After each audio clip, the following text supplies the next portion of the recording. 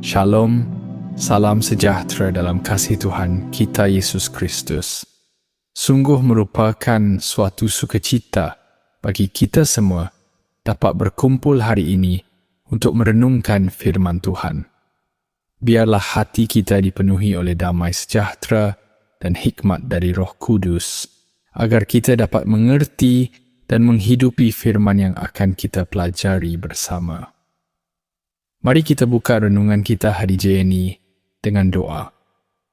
Mari kita berdoa. Bapa yang Maha Kudus, Engkau yang adalah sumber kasih dan damai, kami datang ke hadirat-Mu dengan penuh kerinduan untuk mengenal-Mu lebih dalam.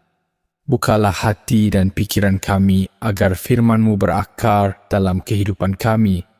Biarlah Roh Kudus menuntun kami untuk memahami kebenaran-Mu dan memampukan kami untuk hidup sesuai dengan kehendak-Mu. Kami serahkan waktu renungan ini ke dalam tangan-Mu.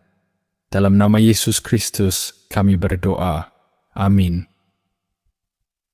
Saudara-saudari yang dikasihi Tuhan, hari ini kita akan merenungkan salah satu pengajaran Yesus dalam khotbah di bukit, yaitu Matius 5 ayat 9, yang berbunyi, "Berbahagialah orang yang membawa damai, karena mereka akan disebut anak-anak Allah." Ayat ini termasuk dalam rangkaian 8 ucapan bahagia atau Beatitudes yang diajarkan Yesus. Menariknya, ucapan ini adalah yang ke-7, dan dalam tradisi Ibrani, angka 7 melambangkan kesempurnaan. Ini menunjukkan bahwa seorang pendamai memiliki karakter yang mendekati kesempurnaan dalam Kristus. Namun menjadi pembawa damai bukanlah hal yang mudah.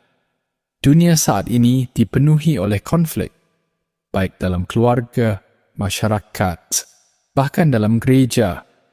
Banyak orang lebih memilih untuk berdebat, menuntut haknya, atau mempertahankan ego daripada menjadi pendamai.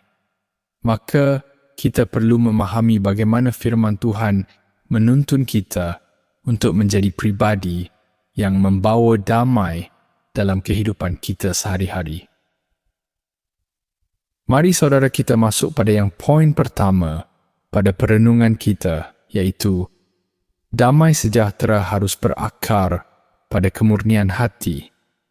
Jika kita melihat ayat sebelumnya, Matius 5 ayat 8 berkata, "Berbahagialah orang yang suci hatinya, karena mereka akan melihat Allah."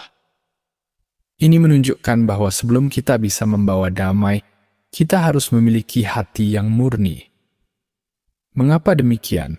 Karena damai yang sejati bukanlah sekadar kompromi atau menghindari konflik, tetapi berakar pada kebenaran dan kekudusan. Banyak orang salah paham dengan konsep damai dan berfikir bahwa menjadi pembawa damai berarti menyetujui segala sesuatu agar tidak ada konflik. Namun, firman Tuhan mengajarkan bahwa kita harus pertama-tama suci, kemudian membawa damai. Seorang pendamai sejati bukanlah orang yang membiarkan ketidakbenaran terjadi demi menghindari konflik. Sebaliknya, ia adalah orang yang memiliki keberanian untuk menegakkan kebenaran dalam kasih. Dalam keluarga, misalnya, seorang ayah yang bijaksana tidak akan membiarkan anaknya terus hidup dalam kesalahan hanya demi menghindari pertengkaran. Sebaliknya, ia akan menegur dengan kasih agar anaknya bertumbuh dalam kebenaran. Bagaimana dengan kehidupan kita? Apakah kita sudah memiliki hati yang murni di hadapan Tuhan sebelum membawa damai dalam keluarga, pekerjaan, atau lingkungan kita? Dan poin kedua yang mau saya sampaikan, yaitu menjadi pembawa damai.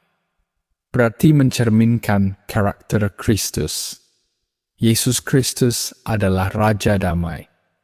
Dalam Yesaya 9 ayat 6, "Namun damai yang ia bawa bukanlah damai yang dunia tawarkan. Dalam Yohanes 14 ayat 27, Yesus berkata, "Damai sejahtera ku tinggalkan bagimu. Damai sejahtera ku berikan kepadamu. Dan apa yang ku berikan tidak seperti yang diberikan oleh dunia ini."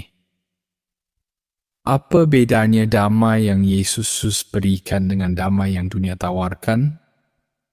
Dunia menawarkan damai yang bersyarat.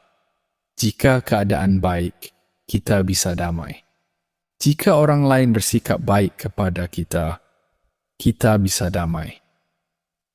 Damai dari Kristus adalah damai yang berasal dari dalam hati, yang tidak tergantung pada situasi.